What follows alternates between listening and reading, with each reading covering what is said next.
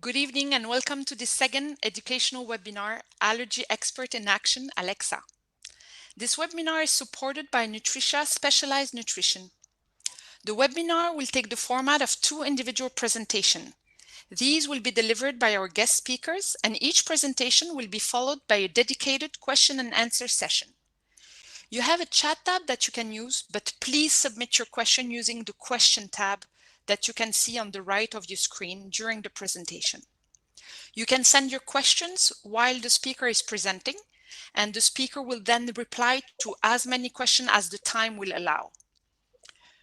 To start the webinar, we would like to welcome our first speaker, Dr. Ahmed Al-Khabbaz, for his presentation, Challenges with CMA Diagnosis. Dr. Al-Khabbaz works as the head of Pediatric Allergy and Clinical Immunology Unit in Mubarak Al-Kabir University Hospital in Kuwait. He is also the head of unit and consultant in pediatric and in allergy, asthma, and clinical immunology, and a KIMS tutor and chair of the exam committee. It gives us great pleasure in welcoming Dr. Al-Khabbaz to join us for this evening.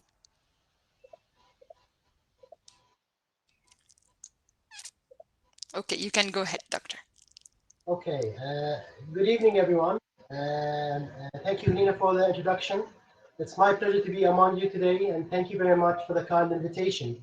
This is the age of the corona, unfortunately, so we are cautious, but it gives people opportunities to try different ways of communicating. The title of my talk, as you mentioned, is about common protein allergy as a diagnostic dilemma. Overall, we think that common protein allergy is not too difficult to diagnose, but in fact, it's not as easy as people may think because of the variety of different type of diagnosis of common protein allergy. So I'll go ahead with my slides and see how this progresses. So I'm going to talk mainly about some issues about the knowledge about common protein allergy, pathophysiology, and diagnosis. Then about some of the basics that are important for the diagnosis and management.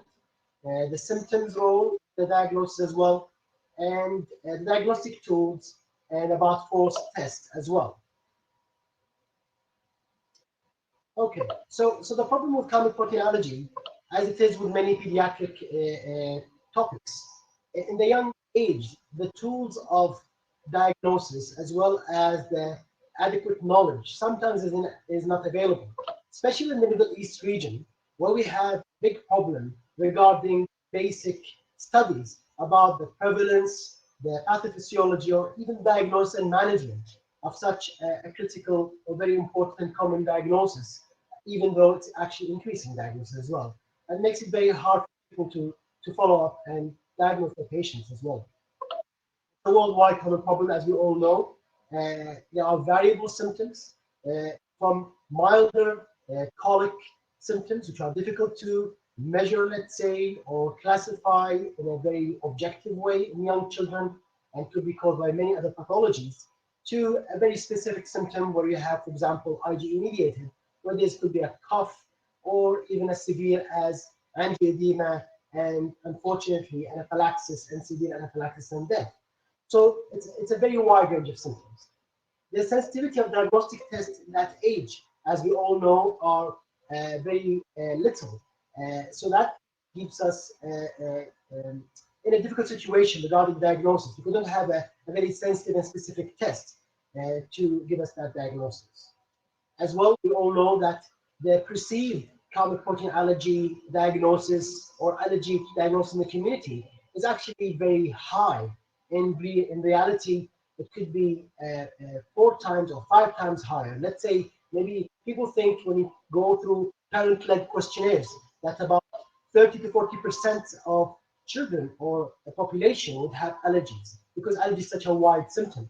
In fact, confirmed cases of common protein allergy range between 6 to 8%, or even, in fact, this is like total food allergy. When you go to common protein allergy itself, we talk about 2 to 4% in many studies. So the variability of symptoms and as well the common kind of wording of the word allergy rather than a specific symptom of allergy makes it difficult to identify. And many children, unfortunately, would go on special diets with special formula sometimes, or even unusually difficult diets where they give them anxiety and difficulty in growth because of the fear of anaphylaxis and fear of common protein allergy, when in many cases not as necessary to be so restricted, since it's only common protein allergy, not allergy to a lot of things. I specifically do that or mention that because many children go through a diet of avoid wheat, milk, egg, soy, fish, nuts, all the common allergenic foods, just because we cannot identify the cause. And that's a source of great concern and worry for both doctors, parents, and not healthy for children, obviously. Excuse me, Because doctor. Could I please ask you to talk a little bit louder because we are receiving comments that the voice is not clear. okay, Sorry I'm for trying. interrupting. Okay, I'm trying to raise my voice, but is that better? Yes, that's much better. Thank you so Okay, much. Sorry for okay. interrupting. No problem. So nutritional problems such as rickets, I've seen a couple of cases at least where the children have presented with rickets because the mother avoids calmic protein and a child who's only breastfed to avoid symptoms. At the same time, they would not go on supplementation of vitamin D. The unmeasured complications of calmic protein allergy are very common, and that's specifically I'm talking about the anxiety that goes through the family, the behavioral problems associated with that, eosinophilic esophagitis, which presents even late childhood or early adulthood, where it's a complication of common protein allergy or other food allergy that's being missed. We did a survey in a tertiary hospital or many tertiary hospitals in Kuwait with my colleagues and myself regarding the knowledge among hospital-admitted patients with common protein allergy. And we had about 38 questions. We found that the mean correct answer was about 22.2 answers. So about 60% only of tertiary care hospital children in Kuwait, the pediatricians actually had adequate knowledge regarding the common protein allergy diagnosis, management, and prognosis. If you have an inaccurate diagnosis, obviously you can be done through the risk of physical complications, nutritional complications, rickets, decreased bone mineralization, anemia, poor growth, low albumin, immediate clinical reactions. It could be as subtle as a cough, or could be severe as later on as anaphylaxis and death, and severe gastroenteropathy leading to malabsorption. This is not really a comprehensive list, but just to show many of those complications will present later on. So we know those children would have low bone mineralization as they become adults and older children. A bit about the basics of common protein allergy. So we'll go through now a poll question, if you don't mind to switch into the poll question. So it's a basic question. Wheat protein makes about 80% of common protein. Can we run through the poll, Helen? Can you submit your votes, please? Yes, the poll has been set. So we'll wait for the results.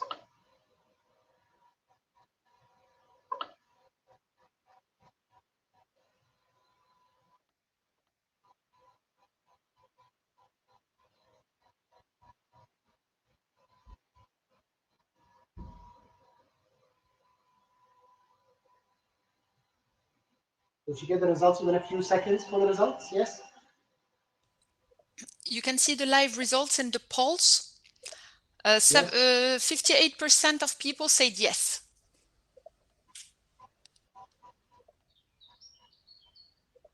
Okay. So about 60% say that wheat protein makes about 80% of common protein. And unfortunately, this is wrong. Wheat protein does not make 80% of common protein. In fact, the wheat protein makes about 20% of common protein.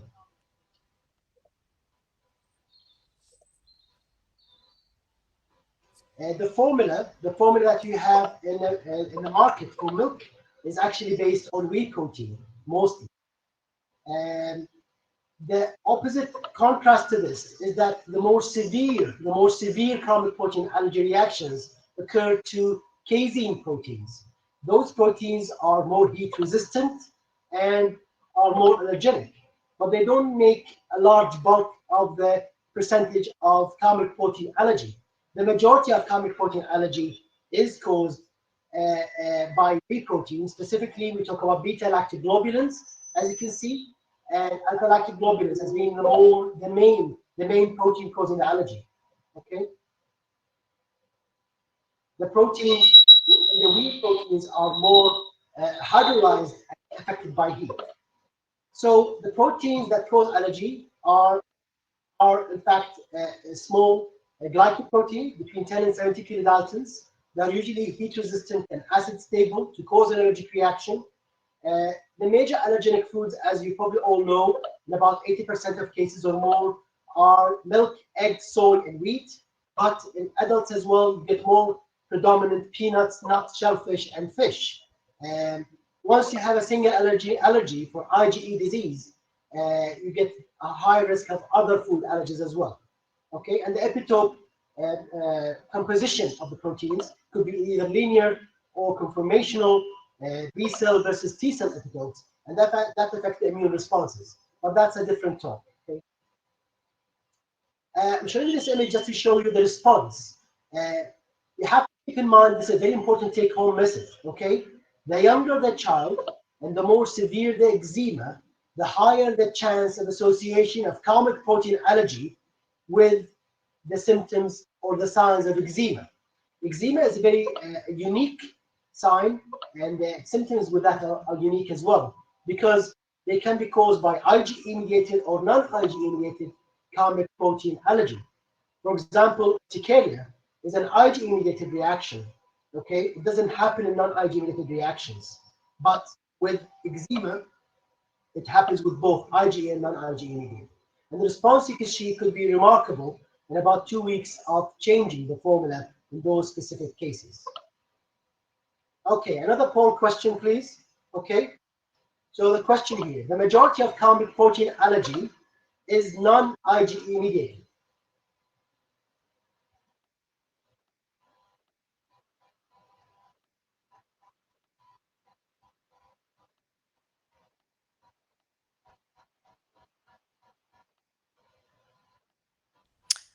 About 70% of the people are answering yes.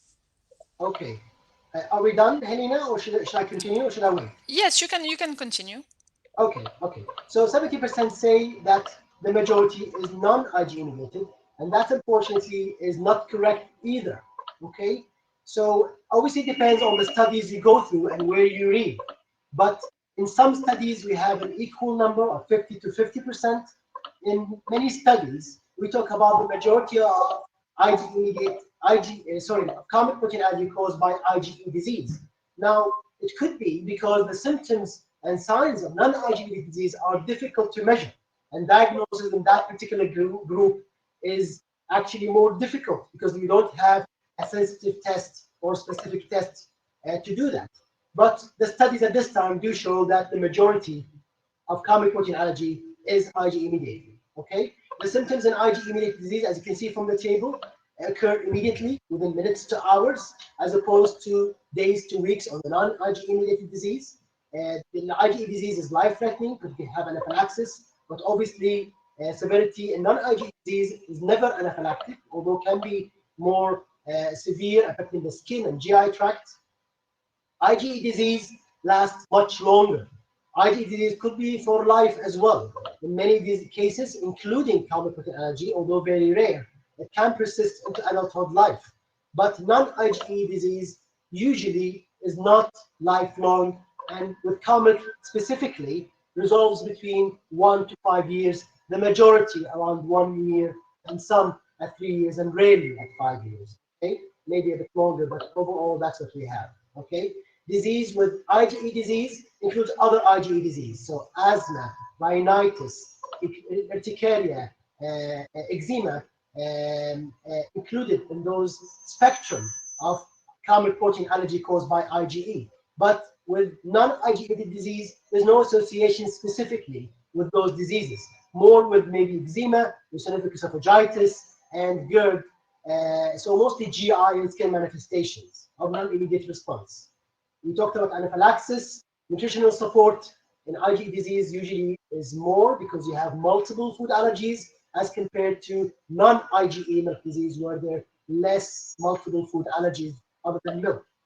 Doctors in charge, depends on where you work, but with IgE disease, there has to be an allergist involvement in this case. If it's not IgE mediated, many doctors can manage that. Sometimes general pediatricians, sometimes gastroenterologists, or allergists, or even family doctors, if it's not so complicated.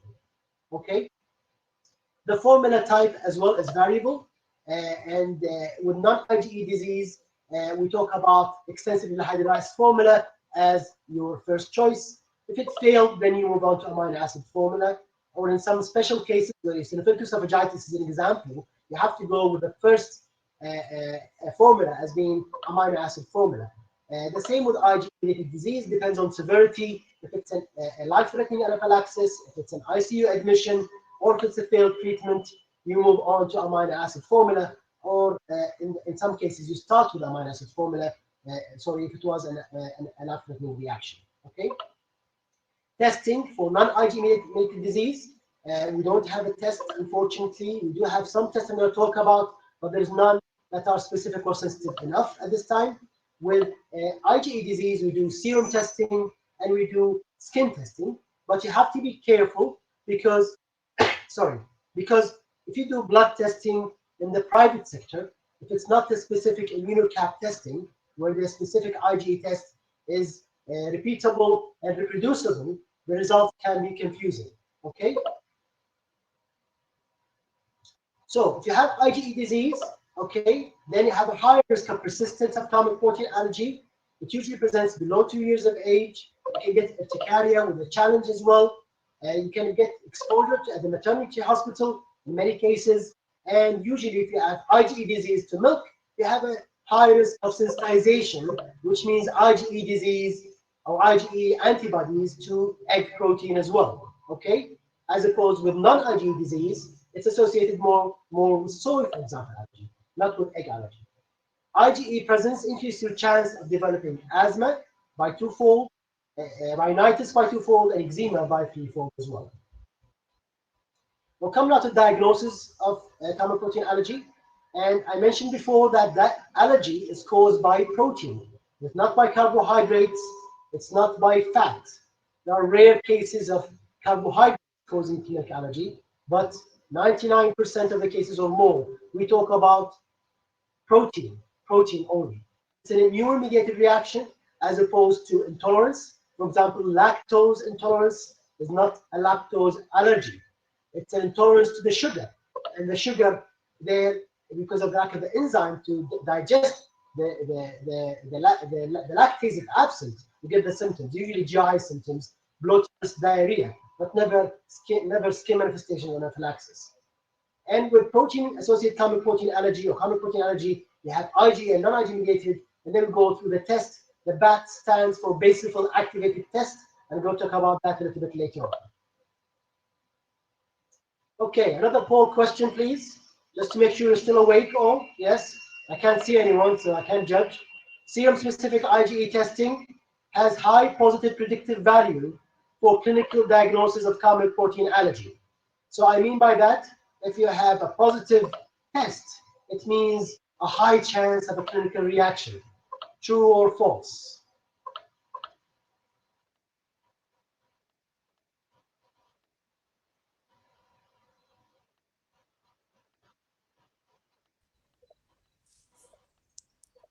People are still Okay. answering, but we have 50-50.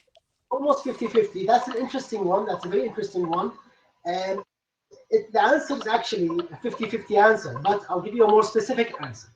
It depends on the number, the age, and the protein you are testing. Overall, the IgE testing has about, let's say, 50-60% positive predictive value, which is not high. In fact, it has a high negative predictive value. So if you have a negative test, you're almost sure you don't have common protein allergy, right? But you're not sure yet. What I mean to say, you have to keep in mind that common protein allergy, the test is a tool that helps, but it's not a tool to diagnose. The test tells you have an IgE antibody, doesn't tell you if you have a diagnosis of common protein allergy, okay? And they're not the same. I'm going to show an example of that in a minute, okay? So clinical diagnosis could be delayed onset, specific symptoms, acute symptoms. If you abstain from the ingestion, you get improvement of the symptoms, for example, okay? You do a trial sometimes in cases which are not IgE mediated, non-IgE mediated disease, I mean, the onset is delayed, and usually it's by trial and error in non-IgE mediated disease. If you abstain, you introduce the formula and the milk again into the breast milk or to the formula, you get the reoccurrence of symptoms immediately or slowly, okay? If you don't improve with the symptoms, then you have to go into a special formula, elemental formula, after giving extensive hydrolyzed formula in the first 2 to 3 weeks. Only in special cases, we don't do that. If you, like if you have a eosinophilic esophagitis or failure to thrive, for example, okay, you start with amino acid formula. And if you fail the trial of extensive formula as well, in other cases, after 2 to 3 weeks, you refer to gastroenterology or to allergy, depending on the GI symptoms or other, like eczema symptoms, okay? You refer for GI in that case for testing as well, investigation, and refer for allergy for that reason as well. Patch testing, I'm going to talk about briefly. We basically, in the thin chamber in allergic disease and in food allergy are different than they do in dermatitis or contact dermatitis. We use a 12 millimeter thin chamber aluminum foil. We prepare, I do in my own clinic, I prepare my own food items with the standardized dilutions. We put the patch, we read the results after 2 days, 24 hours, and 72 hours. Okay, usually after 72 hours of removing the patch the day before, right? So remove the patch and see the patient at 72 hours. It's not a very common test. Probably France, one of the main countries that does that test. In the Kuwait, I'm the only person who does that test at this time, unfortunately. Again, the patch testing is used for diagnosis for non-IgE mediated common protein allergy. Non-IgE mediated, okay? It's recent for the past, let's say, about 10 years or a bit more. It's reproducible in the back, okay? It is generally considered to be safe with risk of systemic reaction 1% or even less. I haven't experienced that, to be honest, in 10 years. It measures T-cell responses, not the IgE responses for food allergens or food proteins, okay? They've been done studies on cow milk and on egg and wheat. It has more diagnostic efficacy, let's say more sensitivity than skin prick testing for late response or non-IgE reactions, okay? Especially if you have a positive skin disorder such as eczema, okay? So we do it for eczema patients and we do it for eosinophilic esophagitis patients. That's the role for patch testing for common protein allergy. We do a panel, okay? So it has high negative predictive value of more than 90%, as it is with IgE mediated disease and skin prick testing for IgE disease, but poor negative predictive value, okay, only about 50%. With IgE mediated milk allergy, the diagnostic tool, it's a clinical, obviously, diagnosis, but the most sensitive and golden test for diagnosis is a double-blind, placebo-controlled, food challenge. Now, you have to keep in mind that this kind of challenge is difficult to perform. As well, it's a risk of anaphylaxis that you have to avoid in those patients. So this should not be done by a physician who has no experience in common protein allergy that's IgE mediated and does not have the experience with skin prick testing or serum IgE challenge or test, evaluation, and does not have the tools for anaphylaxis management. This is a specialized test, which is a challenge, only done by the expert allergist who has experience in that field and analyzing the IgE disease. After usually 3 to 5 years of age, when the child can talk and give you the first signs of their symptoms, that's when you do the challenge with consent and with appropriate environment. You detect the IgE disease by testing for major and minor components, the alpha-lactoglobulins, the beta-lactoglobulins, the casein, either by skin testing, serum testing, as well. Intradermal testing is contraindicated, okay? So Skin prick test, it could have been another poll, I didn't do it. Skin prick test is more sensitive in detecting IgE milk protein allergy, while serum IgE testing, the blood testing, is less sensitive in detecting IgE-mediated allergies. So do not depend on blood testing, okay? It could be as a screening test, but again, you have to be cautious about the analysis, okay? And the basophil activation test is new as well. It's been there for a few years now, about around 7 years or more or less.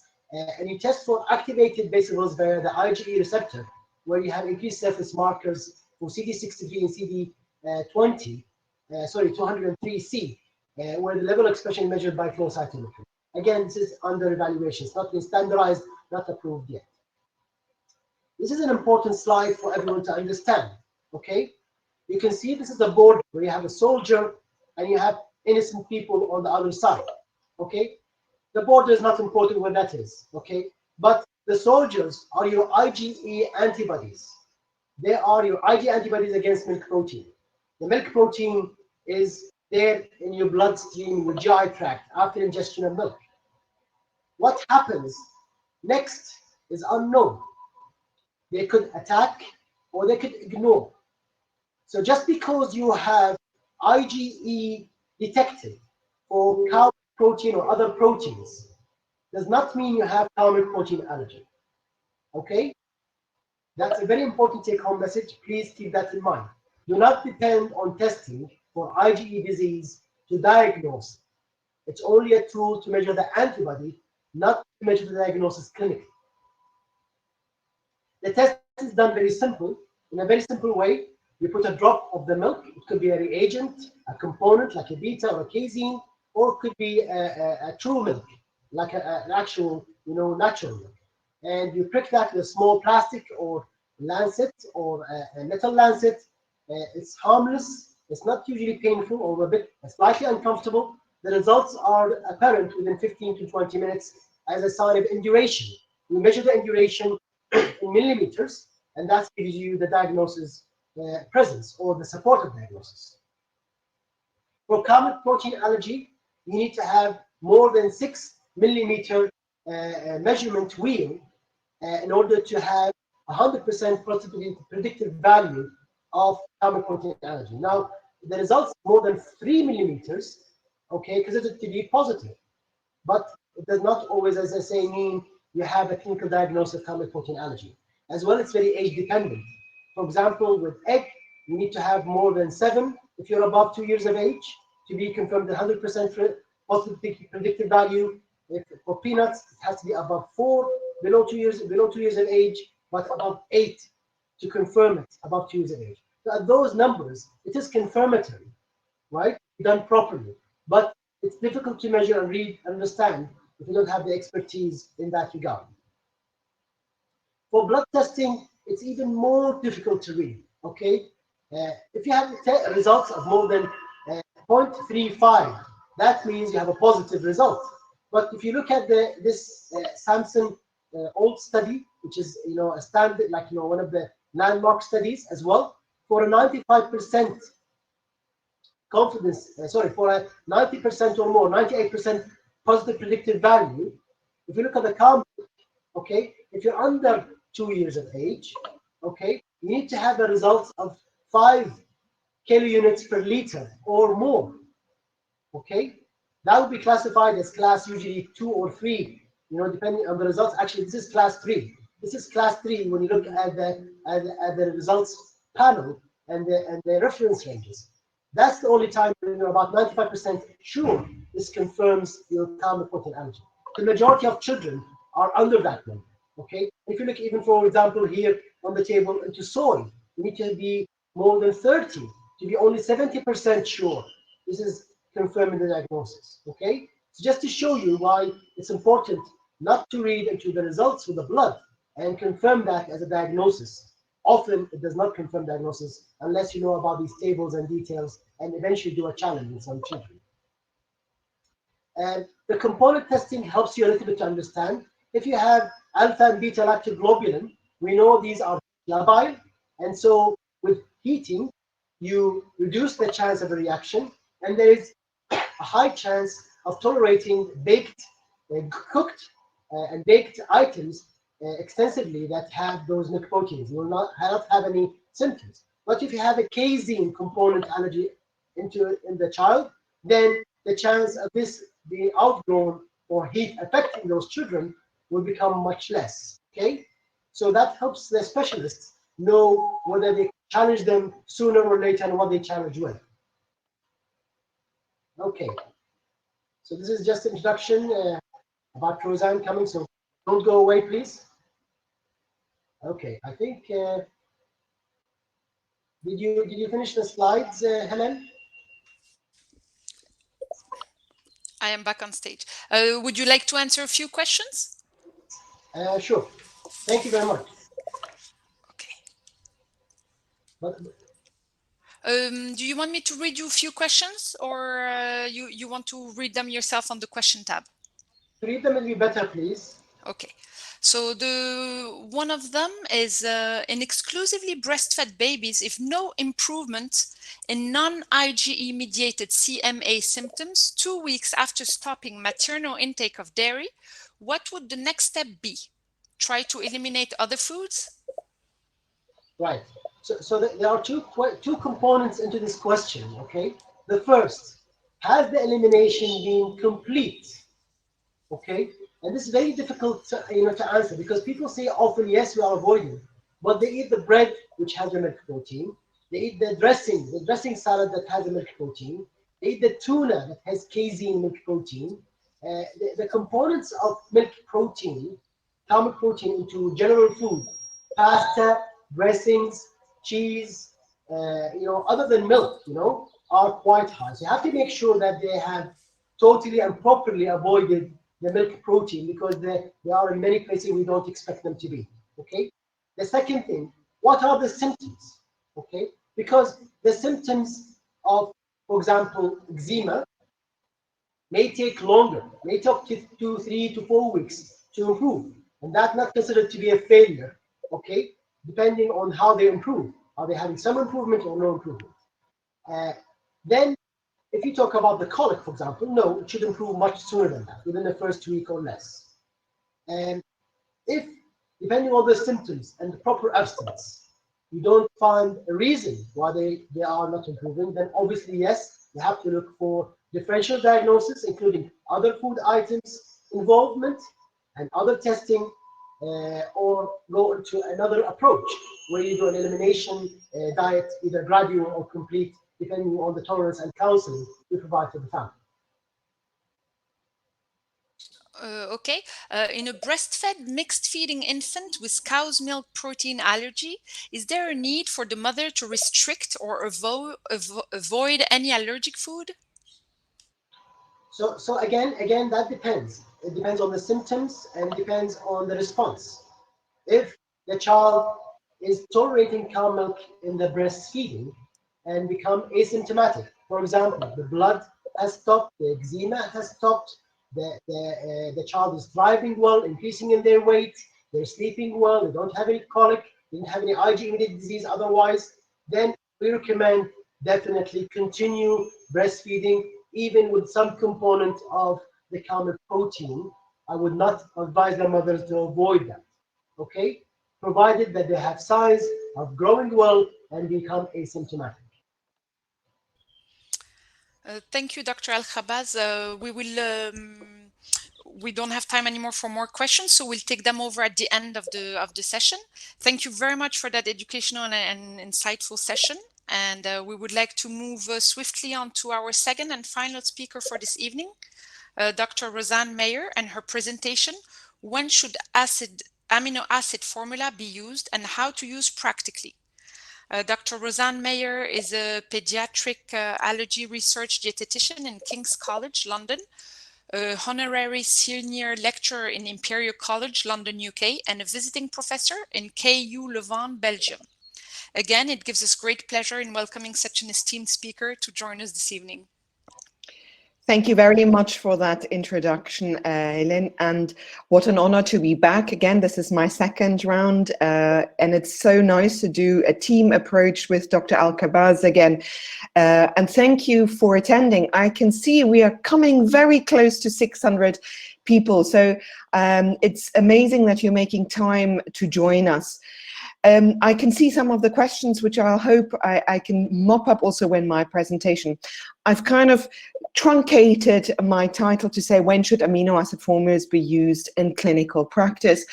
And wanted to start off just with a couple of conflict of interest with academic lectures that I do, like this one today for Nutricia and Danone, academic grants and also advisory boards as well.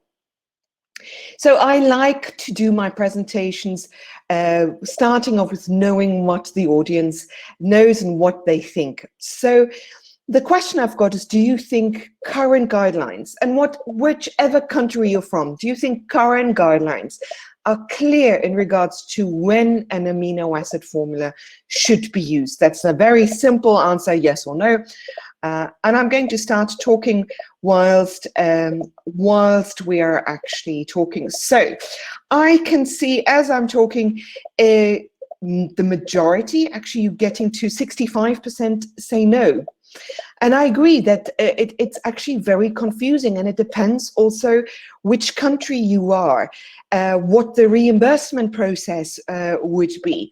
So let's start with a clinical case, because I think it's often so much easier to kind of imagine where the science lies if you can imagine the patient in front of you. So you've got here baby C, he's referred at 6 months he's got a history of eczema. The eczema developed from 6 weeks of age and has been on daily steroids in the creases to actually control the eczema. The mother is also reporting really poor feeding, and this baby is breastfed but does not stay on the breast for longer than 3 minutes and pulls off the breast. The baby also has very clear abdominal pain, does not sleep for more than 1 hour, excuse me, without waking up in pain. It's got mucus in the stools. I've got a nice photo here, just some streaks of blood, so not overwhelming blood, but it's just common every now and again. On top of that, this baby's got faltering growth. So depending on if you work on the WHO growth charts or if you work with Z-scores, that's more than 2 centiles and drop in weight. So that is the baby's now at -2 Z-score for weight for age, and has dropped 1 centile in length, now at -0.66 Z-score for length for age. So you can see there's a downward trend there as well. You've had this fantastic presentation in regards to sensitivity and specificity in terms of testing. So you've done the test, skin prick test shows a 4 millimeter wheel to cow's milk, but all other negative. And you remember now also that your predictive value is really, if it's between 3 and 6, it does not necessarily mean an allergy. You need to put the clinical history together. So at that stage, you kind of go, okay, the history is indicating that it's most probably a mixed IgE and non-IgE mediated allergy. But you start with your elimination diet, and I want to reinforce the important point that Dr. Alcabaz has made in terms of the answer. The length of the elimination diet, especially if you've got a breastfed child, is very important. So we would definitely recommend normally a 4-week elimination diet instead of 2 weeks, to capture not only the extent to the elimination diet, but also that you're doing it long enough. Mom wants to start with solid food, and mom is the baby's breastfed, and the mom has to go back to work. It's a common scenario, and wants a formula during the day. She's prepared to breastfeed in the morning and the evening, but says she needs something. So this is a scenario. So we've got eczema, you've got the gut involved, you've got faltering growth as well, you've got possibly a mixed IgE and a non-IgE mediated allergy. So you've got a multitude of symptoms. So I think the first question is are the guidelines clear in terms of what to do with breast milk? That's something that the guidelines are pretty clear. And I've just copied a couple here for you, is that all guidelines say that if you've got a breastfed child, the ideal is to promote breastfeeding. And I've highlighted here in the text, and that's the same. The Middle East guidelines also say if you can promote breastfeeding, you should. And that is exactly what what Dr. Alkabaz has said, once you've ruled out all other factors and you've already taken out cow's milk, then the question is, do you go further? For those of you not aware of it, we have published non-IgE mediated guidelines, that's IACI guidelines. If you look at just Maya and you look at IACI guidelines on non-IgE mediated allergy in breastfed children, you'll find your steps of approach in your breastfed children in regards to also your differential diagnosis as well. So breastfeeding, I think all of us are pretty clear. If you can promote it, you should be promoting it. Of course, there are proteins that are transferred through breast milk.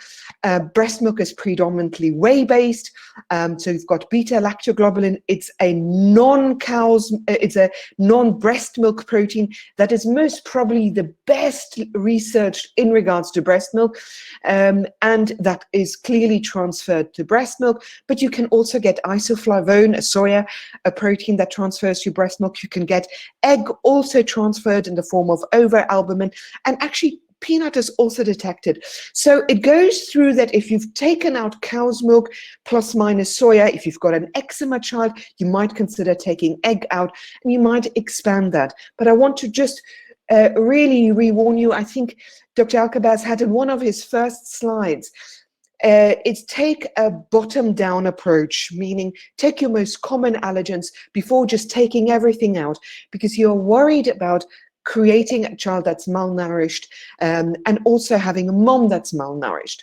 So that's your first step when you've got this breastfed child. And so you'd want to aim for WHO guidelines, 6 months, ideally exclusive breastfeeding, and then if you can continue. So in this mother that came to you, you'd be saying, okay, for us in a UK population, because soya is a very common concomitant allergen in our population. So in the English-speaking nations, in the UK, in the US, I know the Israeli data is much lower, but for us, we would say take cow's milk out, and we would normally take soya out. That's why I say, look at your data that is locally. What are your common allergens? But certainly cow's milk would be one, and you'd be thinking about maternal calcium and vitamin D supplementation. And depending on your government supplementation of iodine, because cow's milk is a good source of iodine, you might also be thinking, where is iodine coming from? Do you have fish? Do you have egg? Is your bread supplemented? Is your salt naturally supplemented as well?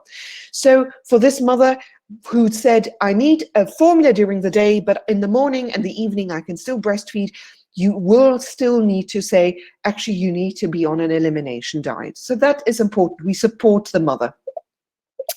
So let's go back to our presentation. And now your decision has to be, what kind of formula, hypoallergenic formula, am I going to recommend?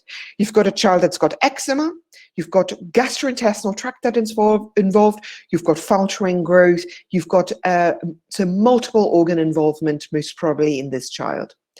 So let's go to poll question. Before I explain to you what hypoallergenic formula would you choose for this child? Would you use an extensively hydrolyzed formula? And I saw before there was a question about what is an EHF. That's actually an extensively hydrolyzed formula. Would you use soya formula? Would you use a partially hydrolyzed formula, or would you use an amino acid formula? So submit your votes. I see the votes are coming hard and fast, and at the moment it's an interesting split. We've got about a 40-40 split between an amino acid formula and an extensively hydrolyzed formula, very small percentage on soya, and actually 16% talk about partially hydrolyzed formulas. So let's explain, let's work through this case. So the only formulas that are suitable for managing cow's milk allergy at the moment are either intact non-milk protein, and I'll talk about soya, extensively hydrolyzed formula, or an amino acid formula. And your mainstay of management really leans towards, as a first-line approach with the non-IgE mediated allergic patients, to your extensively hydrolyzed formula, to amino acid formula. Why is that? Because you have a high level, and the vast majority of studies of concomitant soya allergy. So you would first normally start with either an extensively hydrolyzed formula or an amino acid formula.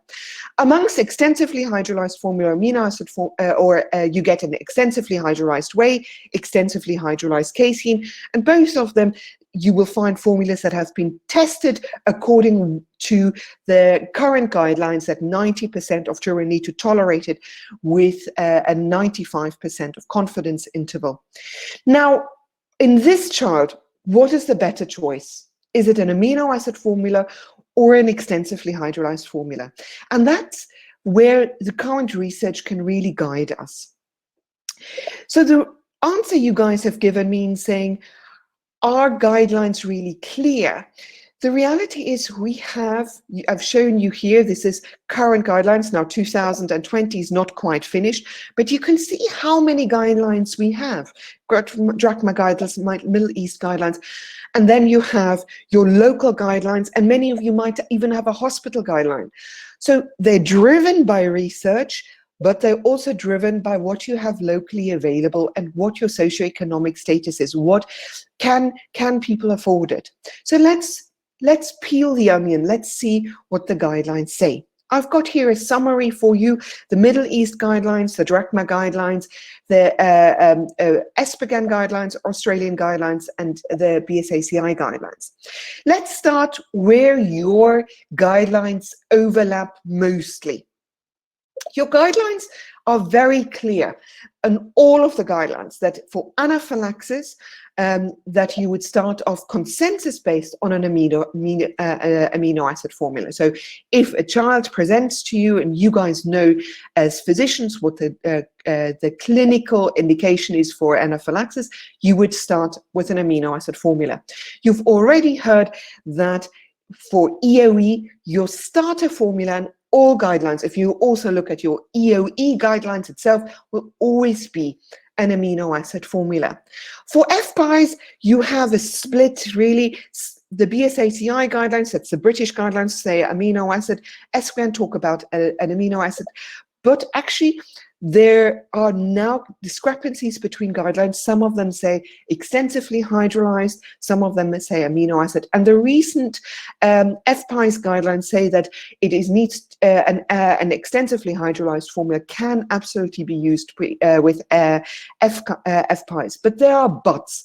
And that's where all of these other categories, the atopic dermatitis, the GORD, the proctocolitis, you will see that most of them start with extensively hydrolyzed, and then some of them, the Australian guidelines, the UK guidelines, start bringing in some exceptions. If there's faltering growth, you would need an amino acid. That's the most common overlying indication for an amino acid formula. So let's see, if you think about this child who's got eczema, has got faltering growth, has got not only the gut involved, but the skin involved, what would you actually pick, and what does the research show? So we actually did a review of all of the publication in 2017 on this topic, and we went through all of the different indications that different countries are using. So we've gone through symptoms not fully resolved on an extensively hydrolyzed formula. All of them are clear. If you've got symptoms on an extensively hydrolyzed formula, you would move to an amino acid formula. But we particularly wanted to see, what is the indication for faltering growth? What is the indication for eczema and symptoms whilst breastfeeding? Because remember, this is the presentation of the case that I showed you. So let's look at what the research has shown. The first one is concern regarding growth. The data has actually been in our domain for more than 20 years. So if you look at this graph, Erika Isolauri has looked at 100 infants with cow's milk protein allergy. You look at here the dark line here is your control group, and then we have the early onset cow's milk allergy and the later onset cow's milk allergy. This is your standard deviation score, or Z score, of your length. What you can clearly see is in both early and late, they grow at a lower length, and your early onset drops in length. And all of these children actually were managed in regards to their cow's milk allergy. So they were either on a maternal elimination diet or the vast majority on an extensively hydrolyzed formula. But you can see what happened here. In spite of symptom resolution, their length did not pick up. And already 20 years ago, Erika Isolari highlighted and saying, it might be that you have symptom resolution, but that there is low-grade level of inflammation going on. I'm sure that there are many gastroenterologists that are amongst you that know that if you've got low grade of gut inflammation, you've got TNF-alpha, IL-6, all of those affect your longitudinal growth plate, so you don't get growth that continues to take place.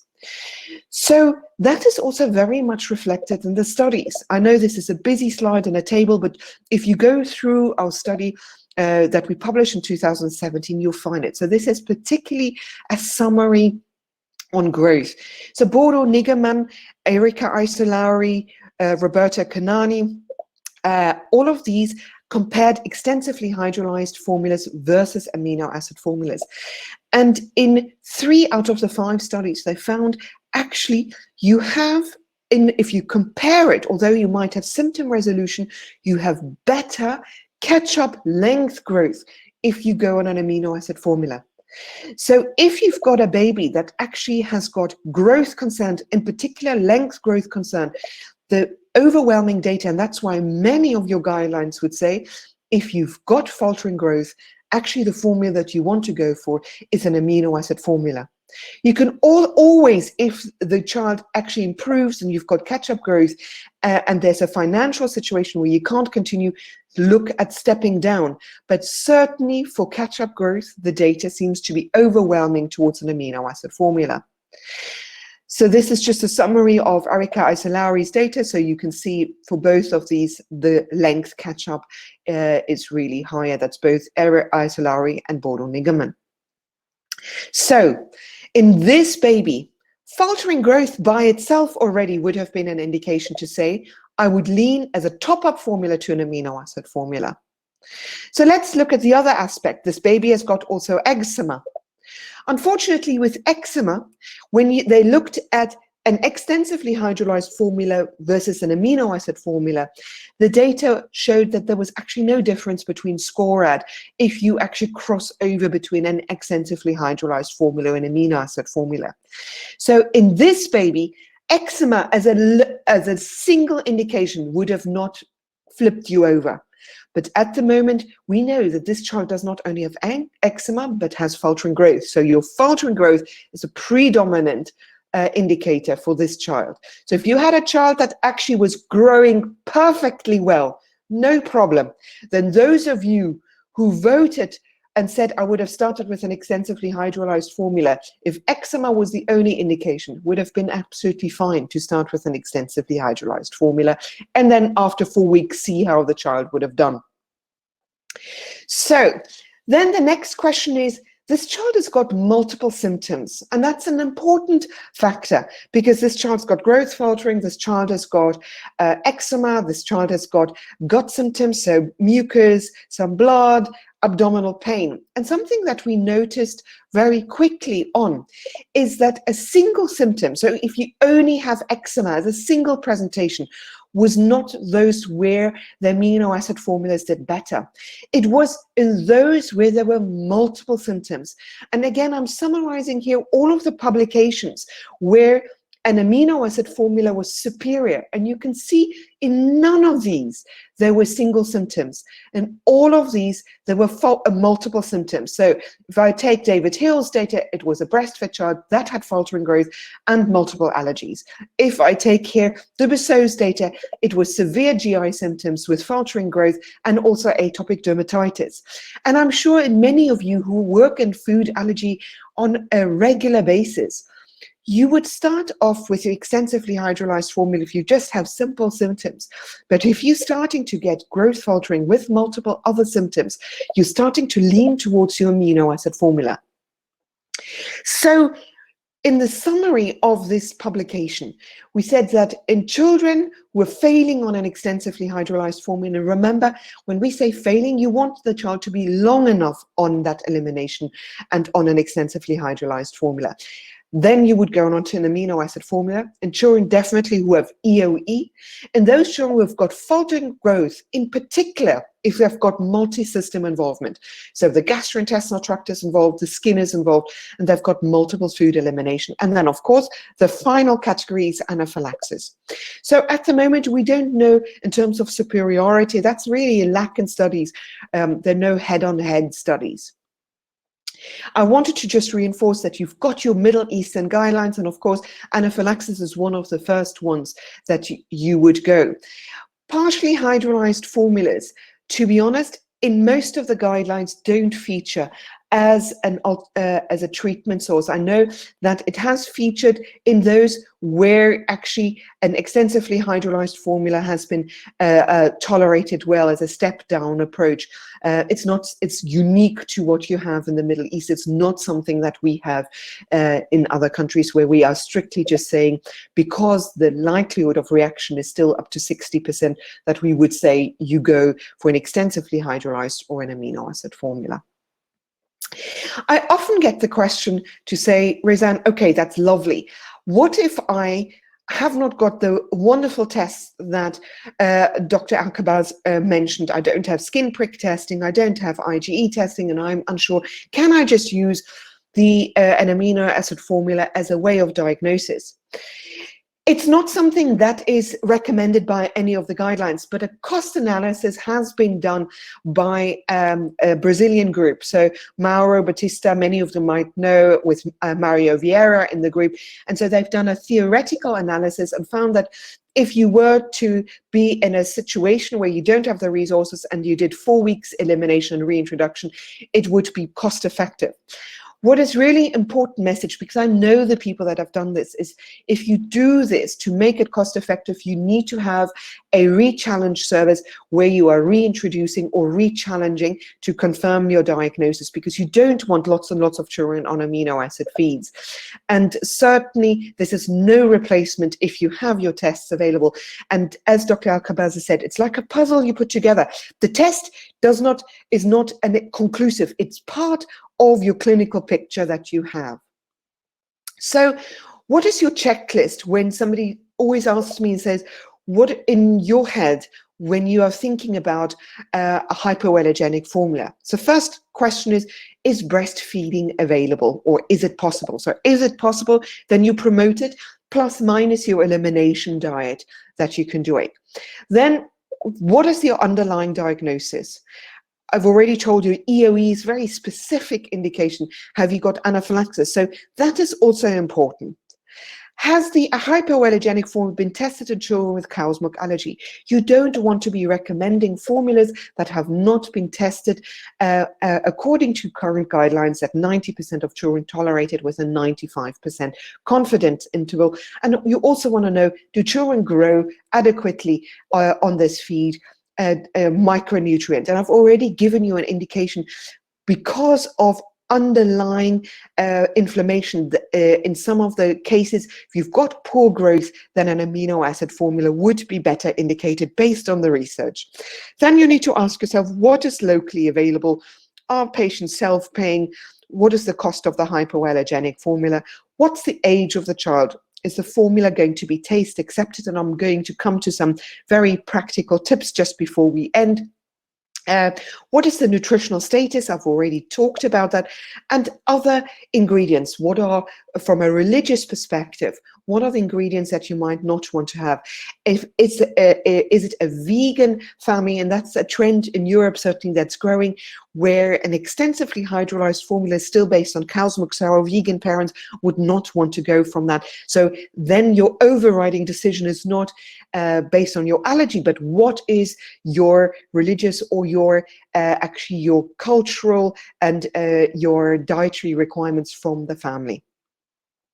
So some practical tips in terms of formula introduction. If you've got a breastfed baby where you actually need to introduce a hypoallergenic formula, I normally find that if a formula is introduced below the age of 6 months, it's quite easy. Above the age of 6 months, especially if they're breastfed, that they are used to a formula that tastes very different, and especially if solids are introduced, it can be a bit tricky. The first aspect is always to tell the parents that the formula is not like a normal formula, but you tell them also formula is like medicine. So if parents understand that this is the treatment, so my child has to have it, then they are also more likely to be persevering. So you wait until your child is hungry. That's for both breastfed and bottle-fed children. That's unfortunately hunger and thirst is a primary driver for acceptance. For breastfed children, what you want, if you're doing combination feeding, you want to keep a routine. So you tell the mother, if you are doing a morning and an evening feed, stay the same, even if you're around over the weekend, so the baby is not confused. When am I getting this formula? When am I getting the breastfeed? So the second aspect is you can use a beaker in some of the children, but remember, don't use a valve. Use one where there's free flow. And some children, especially my older children, they don't want to drink it from a bottle. They might drink from a cup. A lot of parents asked me, is there a formula that's better tasting? The reality is a baby tastes different for us as adults. So a formula that might taste for you better is not necessarily better. So I generally pick a feed that I think is clinically better for the baby rather than based on a taste. In a breastfed baby, you can mix the breast milk with the formula. The reason I'm saying mix with caution is you mix fresh. So you take the breast milk and I am combining it. You don't mix it and let it stand in the fridge for a longer period of time. The reason for that is that breast milk contains amylase. Amylase will start digesting the maltodextrin carbohydrate within your formula, and your hypoallergenic formulas, your extensively hydrolyzed and your amino acid formulas, the osmolality already is higher. So if you then start digesting it, your osmolality can easily go up well above 350. And so then your gastric emptying is affected. Flavoring I use as last resort. So first of all, you don't use honey below the age of 1 because of the botulism. And if you want to use flavoring, then flavor both the smell and the taste. So something like a milk and a soya-free milkshake flavoring. And as soon as the child has it and tolerates the milk and takes it, you start cutting it down, because you don't want a baby for teeth, especially to have sugar for a very long time when they're developing. So that is my last resort. In my population, I've looked at it, it's only about 5% where I have to go to flavorings. So I'm going to conclude here to say an important message is really to support breastfeeding. And in this baby, if the mother can breastfeed morning and evening, you want to support that. And you need to advise the mother on what to eliminate. The following condition warrant an amino acid formula. An amino acid is if they failed an extensively hydrolyzed formula, EOE anaphylaxis, if there's growth faltering, and in particular if you've got multi-system involvement, your gastrointestinal tract is involved, the skin. So they are these complex babies. The decision of using an amino acid should include an allergy-focused history. And I really want to link in with Dr. Al-Kabaz. Please don't base it on your allergy tests only. Listen to what the parents have got to say. Look at the growth. Look at the history. And then you need to think, if you're using an amino acid formula, what is your healthcare like? Who's going to pay? Is it going to be reimbursed? And then, of course, most importantly, monitor, monitor, monitor. Monitor, let them come back. If it's IgE, repeat, as you've heard, those skin prick tests. Think about when are you going to challenge them? And for non-IgE mediated allergies, when are you going to actually do the milk ladder? I'm going to move over to the questions, and Hélène, if I need some support there from you, then I might ask you. So I think I've answered in exclusively breastfed babies if there's no improvement. You know, after 2 weeks, I think Dr. Al-Kabaz has already said expand it to 4 weeks. and then consider other elimination. There's the non-IgE mediated article. It's a position statement on IACI, so you can just look on my name. So can you recommend an article published on cow's milk allergy? I will give my presentation on PDF to Nutricia, and there are plenty of articles to read. I would start off with your guideline papers, the Middle East guideline papers, and then expand out. As I already said, I think the breastfeeding one is really good to look at. I'm going to scroll down.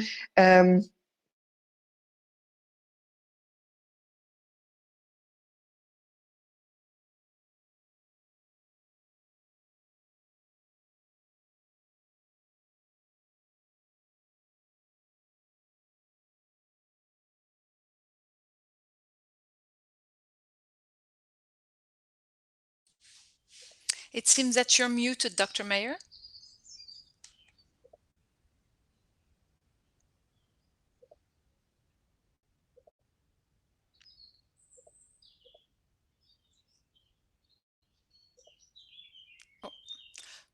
Okay, we just lost Dr. Mayer. No, I've just you're back. All right. I just wanted to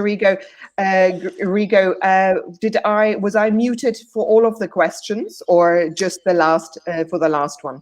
Just the last one. That's absolutely fine. The last one that I answered was just which articles and publications, and I just wanted to say that I will actually release my presentation as PDF. There are lots of articles. I would start off with the guideline articles, also the Middle East articles, and then escalate out. I would also look at the non-IgE mediated publication. If you look at my name, you'll find that. So this is a very good question. I'm going to just pick it because I love it. There have been a number of studies looking at camel milk and over the age of 1, and do I have any experience? The answer is you have. I know about those studies. So the protein homology in regards to camel, and I'm sure you've read also donkey milk, is the least protein homology, but it's still around between 55 and 62% that some of the protein actually overlap. So I personally don't have experience, not because I don't like camel milk, because in UK camel milk is really difficult to get hold of. But I think it is worth, if you've got more sophisticated component testing, that is certainly what some of the doctors that do, and maybe Dr. Al-Kabaz can come back if he's got more experience with camel milk, then I would certainly request him to jump in. But I know some centers would challenge to camel milk in their centers to see whether a child would tolerate that. Dr. Khabaz, if you could please come back on stage. I'm not seeing him, but whilst we're waiting for him to come back, I'm just going to. So Dr. Al-Kabaz, I don't know if you heard, my experience is just based on science in terms of camel milk. Do you use regularly camel milk? Right. First of all, thank you for the excellent talk, Rosanna. As usual, very clear and to the point, and I'm sure the audience are enjoying as I'm doing. Thank you very much. Regarding the camel milk protein, with regard to IgE-mediated milk allergy specifically, we know that the hare family, which comes with respective, to camel, donkey, and horse, and pig as well, actually, is entirely different than it is with the cow, buffalo, and goat milk composition with regard to the milk, to the protein components of allergy. And we know as well that under 1 year of age, you cannot feed the baby not fortified, unprepared baby formula. So you cannot use any regular milk under the age of 1 year, because they're not basically fit and appropriate for those ages. So we come to the conclusion, above 1 year of age, 90% or more of children who have cow milk protein allergy in relation to IgE disease can tolerate camel formula or camel milk very well. They grow very well, Camel milk is very special. In our region, it's available, but the taste, the thickness, the bitterness or sweetness, the composition even varies depending on the age of the camel itself. So it's a bit complex, you know. There's no standardization. There are many farms in the region which provide it, and it comes as, you know, pasteurized camel milk into the supermarkets, but it's not in all supermarkets. And I understand some pharma or some formula companies have initiated a project to make a camel milk formula as well. But I haven't seen that yet in Kuwait, and I haven't seen it in the region yet. So it's maybe something that's coming. If it's coming and it's there, maybe it would be useful to use under 1 year of age. Nutritionally wise, though, it seems to be very good and adequate for growth of children in the age of above 1 year at least. Thank you for letting me tap into your knowledge from that perspective. I'm going to end with two very short answers because I think, Hélène, we are starting to run out with money, but not money, sorry, time. No worry about it. Yeah, that's as well. So I think the taste question, there's quite a lot of questions coming through with taste. So your hypoallergenic formulas, whether you go with extensively hydrolyzed or amino acid formula, the reality is they do not taste like it. I hear what you're saying, that taste is a challenge. The truth is that, as I said to you before, in our population, we find just only in 5% we find that really we work with taste additions, because the vast majority with a bit of perseverance, and I know this is going to sound really mean if I say perseverance, that means really waiting until they're hungry, but most of the parents work really well. When it comes with taste additions, you know, we're very lucky in that we have got milkshake additions that actually don't have any additives. So I don't go for products that have artificial colorants or artificial additives. And yes, it does have some sugar. So you will not get a milkshake that doesn't have sugar, but that's part of how you change the taste.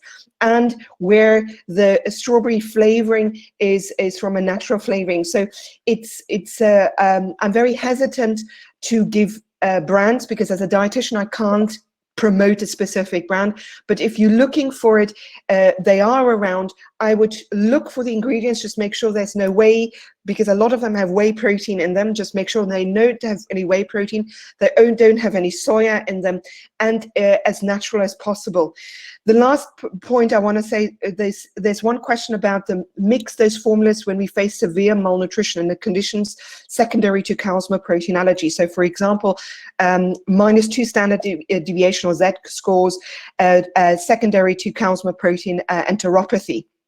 I'm assuming that's what the question is about. So first of all, that's a condition where I would certainly go for an amino acid formula, because the enteropathy, inflammation, normally improves once you've got your cow's milk protein out, and then your catch-up growth can improve. However, it is an important question, because all of us know for catch-up growth, you want to have between 8 to 11% of protein, and you want to look at around 125 if you take the WHO guidelines for optimal catch-up growth in terms of malnutrition. So there are two things you can do here. So amino acid formulas are actually between 9 and 11% of protein. So they have a higher protein energy ratio already. The second aspect here is if a child is weaned, then you could actually increase the energy density. And I wrote an article, if you go on just my name, on protein, energy, malnutrition, and the cow's milk allergic child, just in terms of how you actually manage it with very practical tips and what you shouldn't be doing, because what you should be careful for if you've got a malnourished child is add modular additions like just fat and just carbohydrates to feed, because what then happens, you change the protein energy ratio to reduce it to around 6 or 7%. So you might just get fat catch-up growth, but not actually your lean muscle mass. I think I might stop there. Hélène, if there are questions that you actually feel that we need to answer afterwards and that are really important, I can certainly look through them and answer them afterwards, because I think, Dr. Alkabaz, I saw some fantastic questions for you too. So. No problem. Well, we would like to thank both of you this evening for your great and insightful presentation.